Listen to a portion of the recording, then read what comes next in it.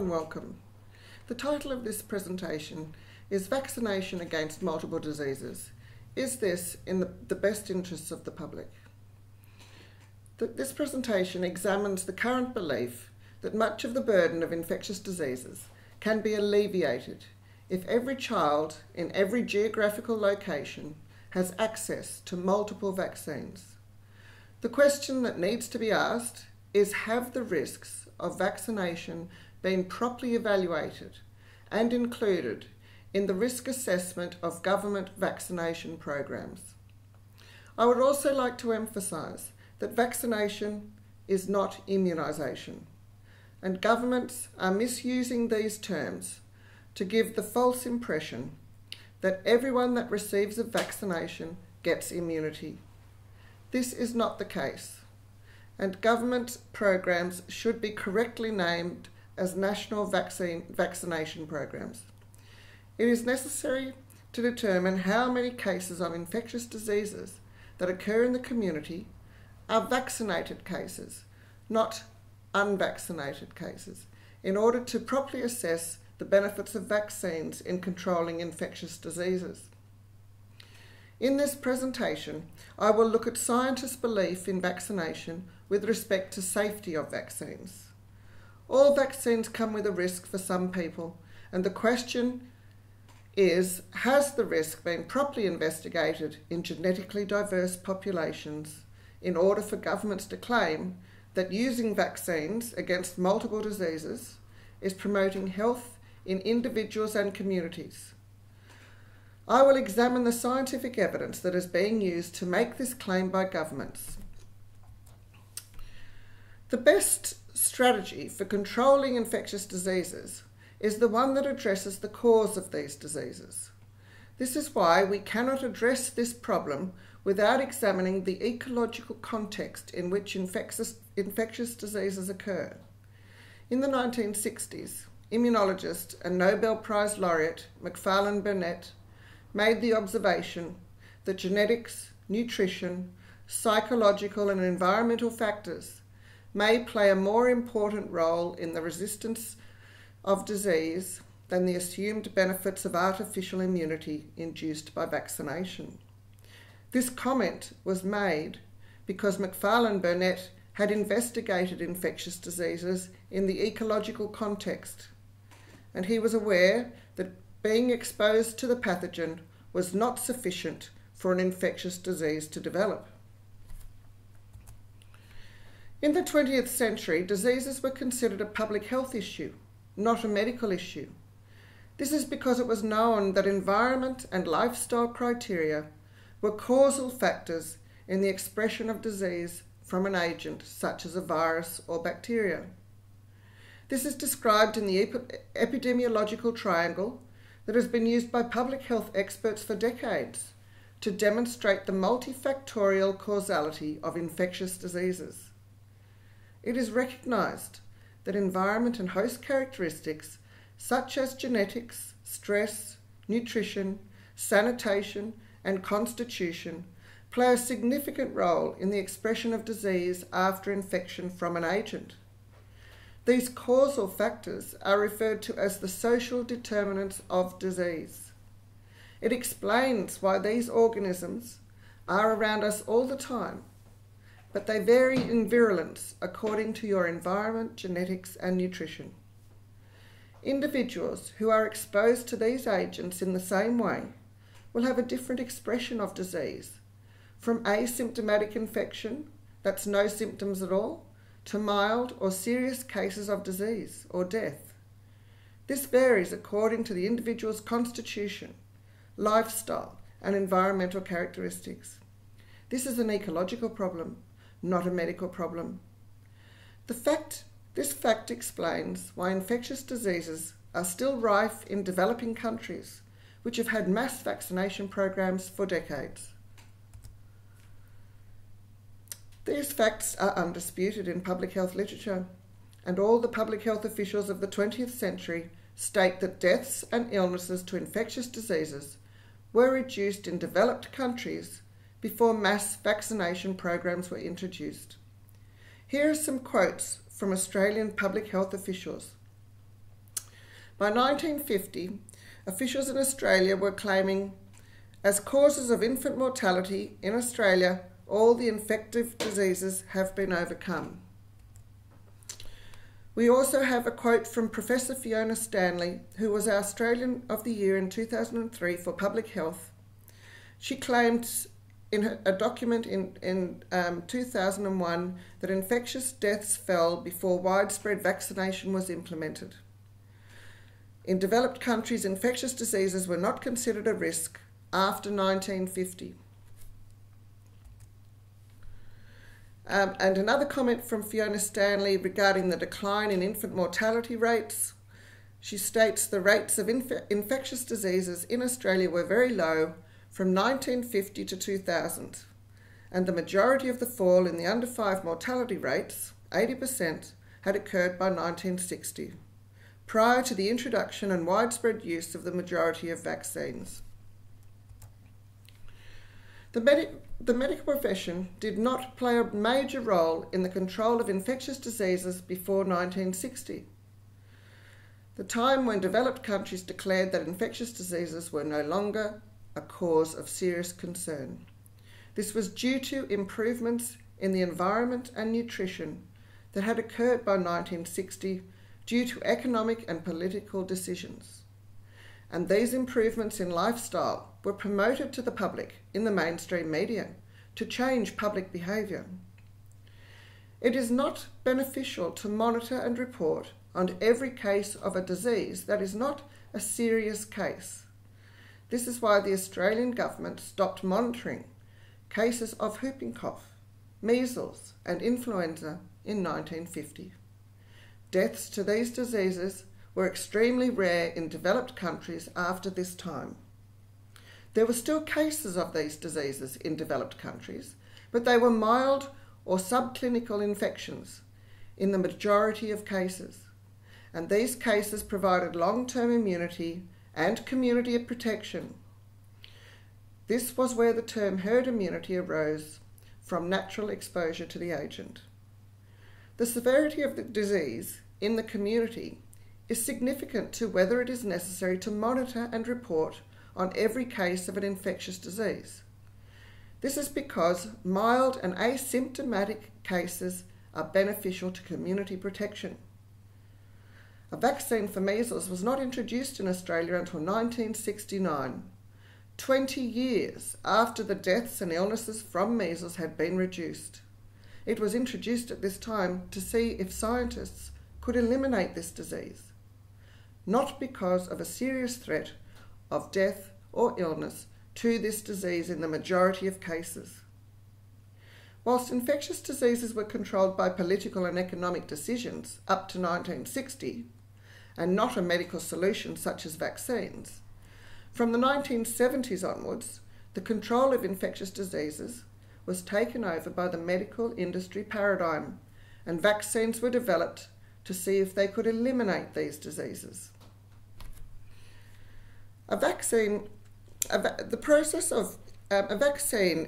the process of injecting a weakened or inactivated virus or bacteria or genetically engineered particle directly into the tissues of the human body. Plus, this injection includes many chemicals in the vaccine carrier, and they're injected into genetically diverse individuals. However, vaccines only stimulate one part of a very complex immune system, seroconversion, or what is called the antibody response. This is why, at best, they can only provide short-term immunity in the recipient, if they provide any immunity at all. Not all recipients get immunity after a vaccination, and this is why it is necessary to have open and transparent data on the number of cases of infectious diseases that are hospitalised. These are the serious cases of disease. This information provides accurate information on the efficacy of each vaccine in preventing the disease in the community. The media has been used by governments to change community behaviour on public health since the early 1900s. And from 1960s onwards, the media was used to promote vaccines to the public as the major factor in the control of infectious diseases. The critical factor that has not been emphasised in government vaccination policies since 1960 is that genetics is the primary determinant of health outcomes in the population, and vaccines present a different risk for every individual due to their genetic makeup. Epigenetics is the study of the expression of disease from the exposure of the individual's genes to environmental toxins or stress factors. In the 21st century, we have greater knowledge of genetics and the predisposition to disease that results from environmental toxins, switching on genes that would otherwise remain dormant. Some of the triggers for switching on genes include heavy metals, chemicals, viruses, bacteria, nutrition, and emotional states. These toxins and foreign DNA are injected unnaturally into the infant body in vaccines. This is significant to the disease process. Vaccines facilitate toxins and foreign DNA to bypass the first line of defense for the human immune system. This enables them to have access to all the tissues and organs of the infant body at a prime time in their development. That is, before their body systems and blood-brain barrier are fully developed. This demonstrates that vaccines are a plausible cause of the increase in chronic illness and genetic diseases that are occurring in all developed countries. The harm caused by vaccines could be causally linked if governments were monitoring the adverse events with an active, systematic, post-marketing surveillance system. But they are not. Governments do not use an active surveillance system after marketing vaccines to support the claim that adverse events to vaccines are rare. This means that governments do not know the type and frequency of adverse events that are occurring after vaccination. And this represents undone science in government policies. This undone science is enabling governments to claim that vaccine adverse events are rare, or 1 in a million, without quantifying the number and types of adverse health events that are causally linked to vaccines. In 60 years of mass vaccination programs, governments have never used a surveillance system that can make causal links between adverse events and vaccines. This system would require that the health outcome of every vaccinated individual was monitored for health outcomes for a period of 5 to 10 years after receiving the vaccine. This would detect any latency period in the expression of disease and adverse health events. This represents undone science in the safety claims that governments are making about vaccines. Human health can only be protected in government policy if the precautionary principle is being applied in the format stated by the Scientific and Environmental Health Network. This principle states that the onus of proof of harmlessness of any procedure or technology is on the proponent and not the general public. When this principle is reversed to state that the onus of proof is on the general public and not the proponent, then it can be used to promote vested interests in government policies and not the health of the community, which is in the public interest. Governments are claiming that serious adverse health events are associated with vaccines are rare, based on a lack of scientific evidence because they have never collected the important scientific data that would prove or disprove this claim. The precautionary principle is being used by governments in the reverse format that puts the onus of proof of causality on the general public and not the government. And the government knows that the public can never obtain the empirical proof needed to disprove their claims. Consequently, governments can claim that the adverse events that are consistently being observed to occur after vaccination in clinical trials are just associations and when they occur in the general population after marketing the vaccines, they are described as a coincidence. This is putting vested interests before public health in government vaccination policies. This leaves doctors and parents who want evidence-based medicine to demand, please show me the study that found 69 doses of 16 vaccines do not cause cancer, autoimmune disease, and brain injury. The actual harm caused by vaccines can only be properly evaluated if the combined schedule of 16 plus vaccines, or 52 to 69 doses of vaccines from 0 to 14 years of age, has been tested in clinical trials that compare the health outcomes of fully vaccinated children versus fully unvaccinated children. This needs to be done over a period of 1 to 5 years or more, using a true inert placebo. This study has never been done in animals or humans in statistically powerful studies. The smallest studies are showing significant safety signals of the harm vaccines are causing in the population, and so is the ecological evidence of children's health. The government's claim that vaccines are safe needs to be examined with respect to the flaws in the design of the pre-marketing clinical trials and the lack of post-marketing surveillance system that can make causal links to the vaccines. Government vaccination policies are not designed using evidence-based medicine. In 1965, Bradford Hill identified 9 criteria that can be used to determine when an association is consistent with cause and effect. An important criteria for a causal effect is a linear increase in the dose-response association.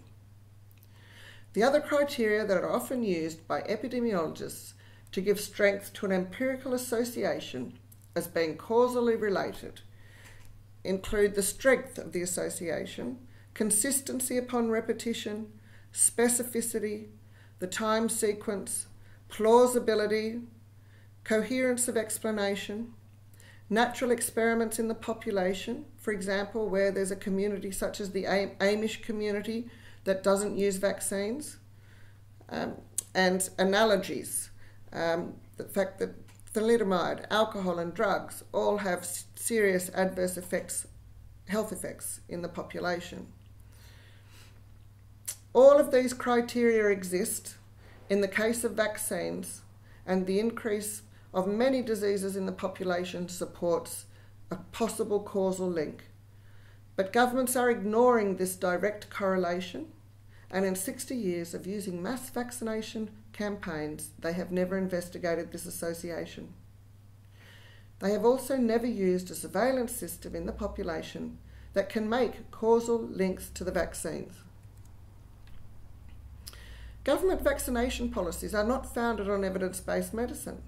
The evidence that is not being acknowledged in government vaccination programs is the number of vaccinated individuals that are still getting the diseases they are vaccinated against.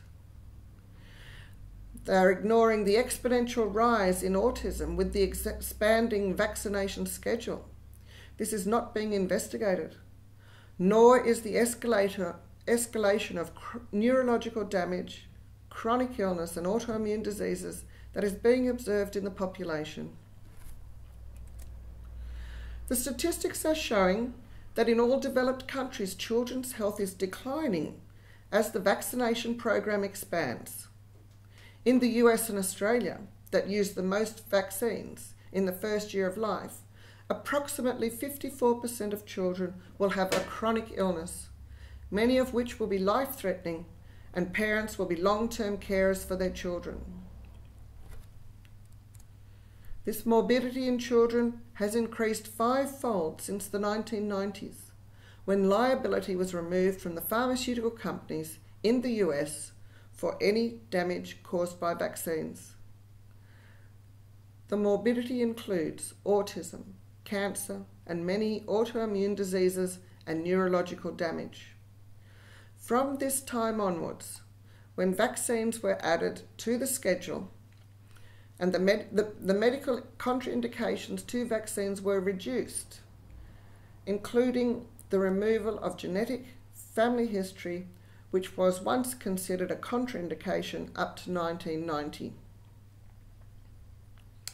This was possible because the pharmaceutical companies are no longer liable for any damage that is caused by vaccines, and parents know that and governments know that parents cannot provide the empirical evidence to prove the damage is caused by vaccines. The removal of liability and medical contraindications increased the market for the use of multiple vaccines after 1990.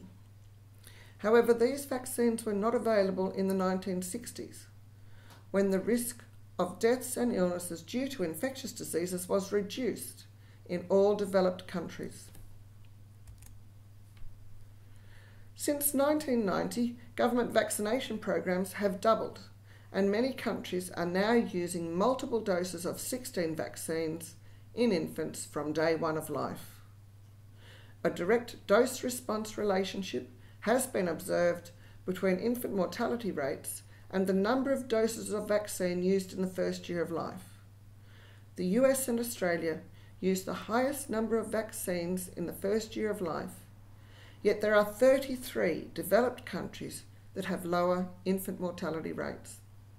This includes Japan and Sweden, that use half the number of vaccines in the first year of life, and they have half the infant mortality rate of the US and Australia.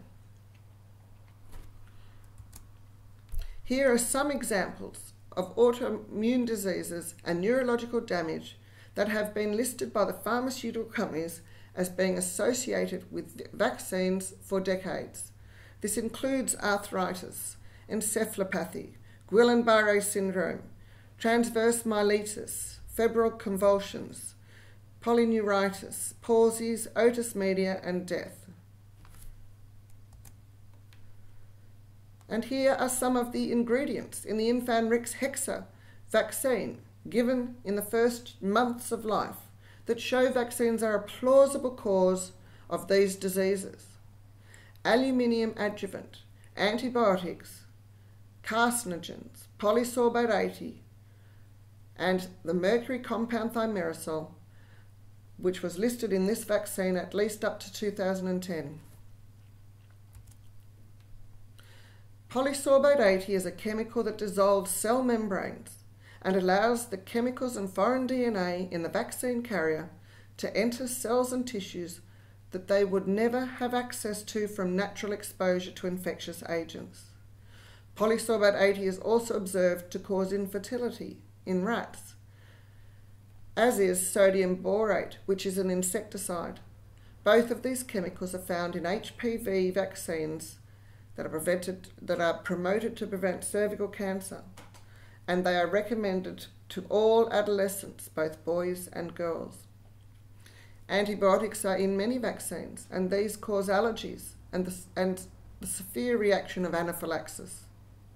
Both of these conditions have significantly increased in this generation of children.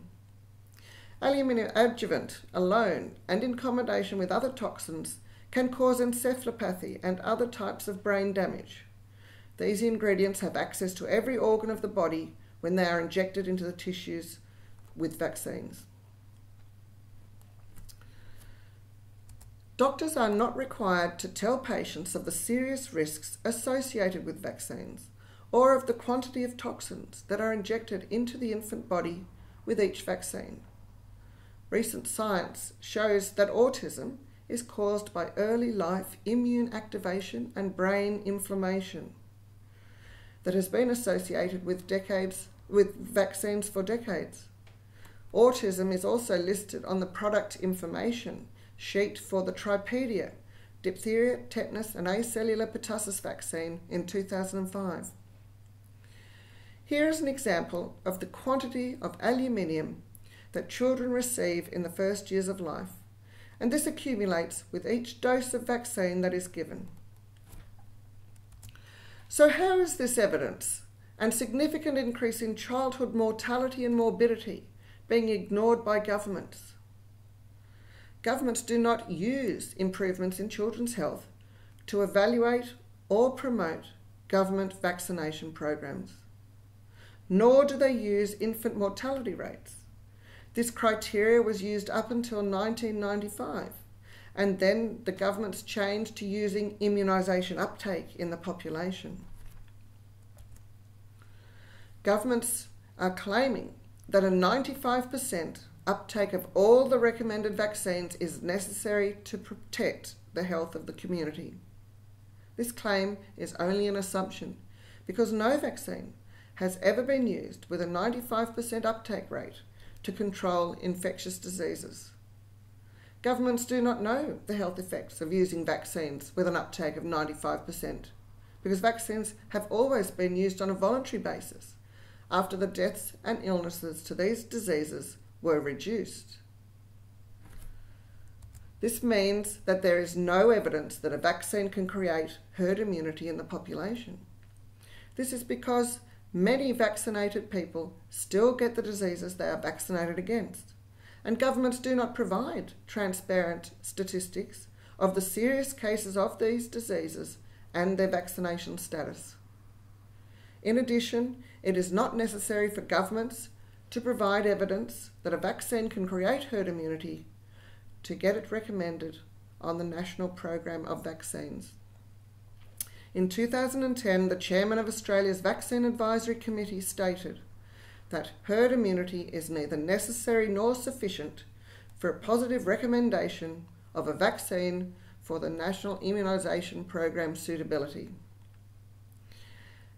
Yet the public is told that it is a community responsibility to use all the vaccines recommended by the government.